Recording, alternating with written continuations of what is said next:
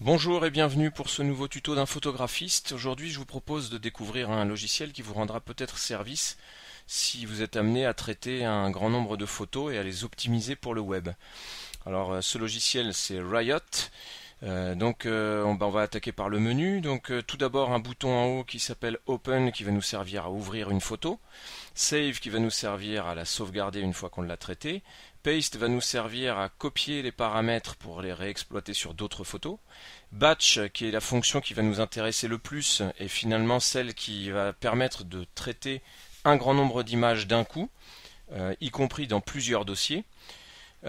Ici, on va voir aussi que dans Edit, on a un certain nombre de fonctions possibles.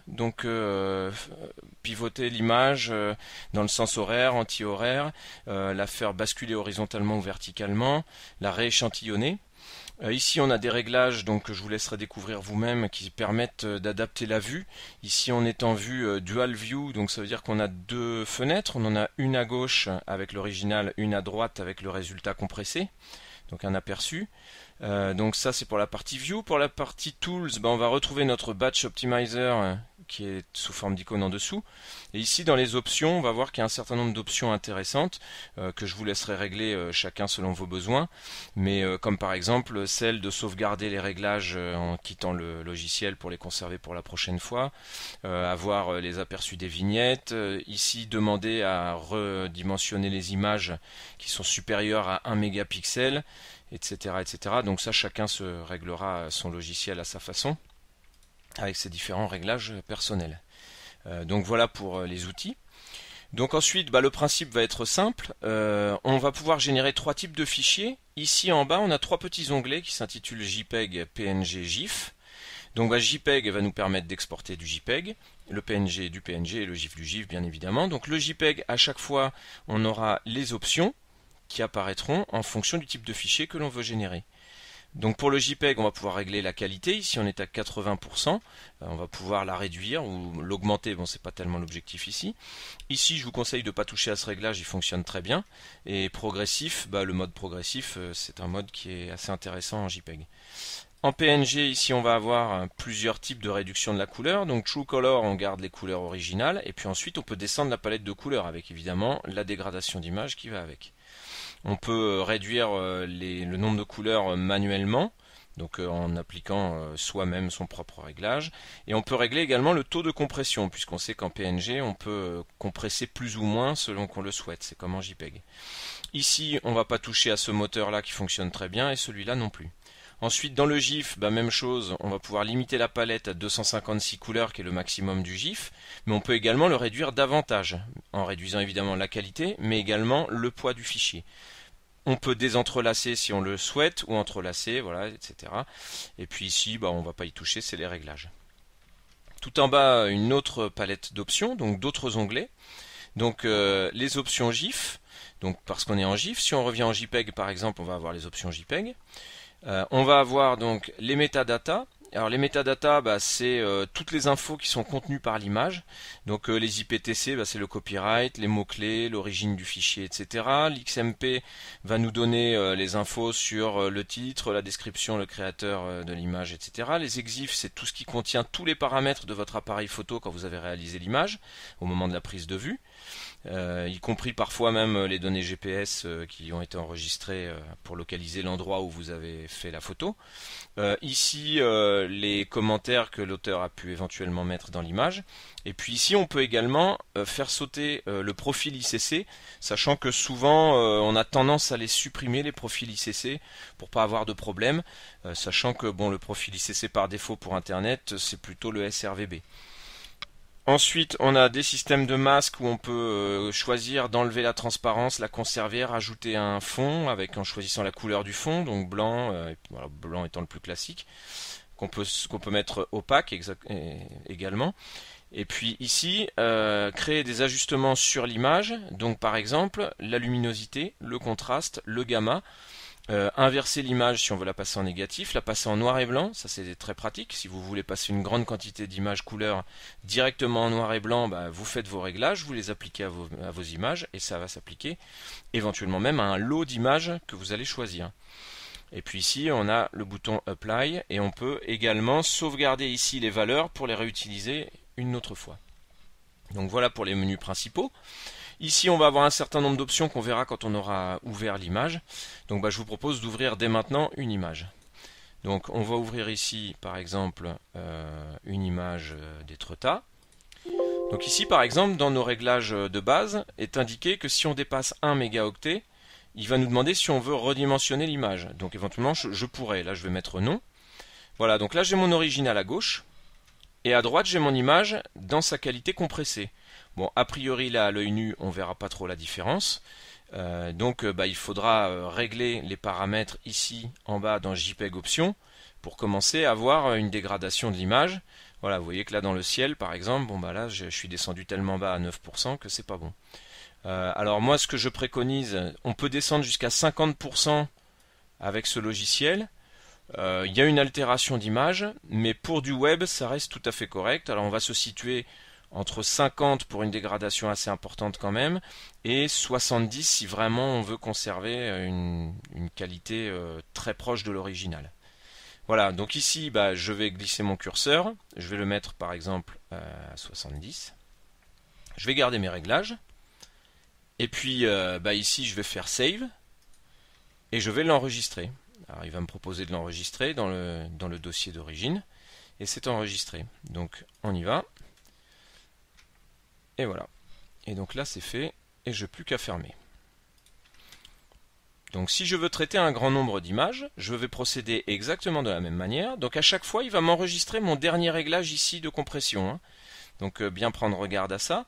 Donc par exemple si je veux traiter plusieurs images d'un même dossier, donc je vais retourner dans le même dossier. Et puis cette fois-ci je vais vouloir les compresser à 50% parce que je veux vraiment qu'elles prennent pas trop de place sur mon site web par exemple. Donc là je vais aller dans la fonction Batch en haut, qui va me permettre ici de sélectionner, donc on a une petite fenêtre spéciale qui s'ouvre, donc on va pouvoir ajouter des images.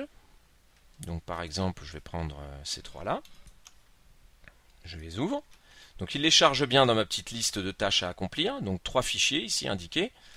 Je peux rajouter également des tâches additionnelles, c'est-à-dire que je peux lui demander par exemple de faire basculer l'image. Donc je peux la faire aussi basculer de gauche à droite. Là je vais la pivoter, ici je vais la redimensionner. Ici je peux lui demander aussi de la compresser à une taille donnée, c'est-à-dire que je vais lui donner le nombre de kilooctets de sortie que je veux et lui il va s'adapter, il va faire en sorte que ça rentre dans ce nombre-là. Et puis je peux également, si je clique ici, supprimer tout ce qui a été coché précédemment. Donc en fait vous cochez les options. Donc là par exemple Resize, on va mettre les dimensions en largeur et en hauteur, qui vont être le maximum selon que l'image est horizontale ou verticale. On va fixer les deux maximums pour les deux dimensions. Et puis vous voyez il est coché maintenant. Donc je peux en cocher autant que je veux. Je peux la pivoter, je peux compresser à la taille que je souhaite, etc. Donc là je ne vais pas le faire, je vais le décocher. Ici, dans les settings, attention, on peut cocher ou ne pas cocher, et ça c'est important, Overwrite Existing Files. Donc ça veut dire que si vous le cochez comme moi, attention, vous aurez un avertissement au moment de l'enregistrer, mais ça veut dire que vous allez écraser l'original. Donc prenez garde que si vous avez des JPEG sur votre dossier et que vous les compressez, ils seront tous remplacés par des JPEG qui seront compressés. On peut cocher ici, donc par exemple ici garder les fichiers, effacer les fichiers originaux pour pas avoir de doublons. On peut garder la date et l'heure du fichier original, alors ça y est, on le coche ou pas. Enregistrer dans le dossier de départ. Alors ça c'est aussi à choisir, c'est selon que vous voulez tout dans un seul dossier ou que vous voulez qu'il vous remette les images compressées dans le même dossier que l'original, et ça c'est super important. Et puis ici, Backup Original on Overwrite, en fait il va vous demander d'enregistrer l'image originale après avoir compressé. Donc ici, on va garder ces réglages là, et puis je vais traiter ces trois images. Avant toute chose, je vais sélectionner ici quand même mon dossier de sortie. Donc ici par exemple, je vais retrouver mon dossier qui s'appelait donc Normandie. Voilà, je sélectionne mon dossier et je fais Start. Là, il vous met un petit avertissement vous disant attention, vous allez écraser votre fichier d'origine, êtes-vous sûr de vouloir continuer? Je mets oui.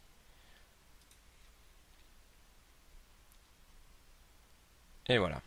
Le processus est terminé et vous voyez qu'ici à droite, dans la petite colonne en vert, il vous indique le taux de compression qu'il a appliqué à l'image. C'est-à-dire que ici, bon, c'était des TIFF relativement lourds, donc il les a réduits de 99%.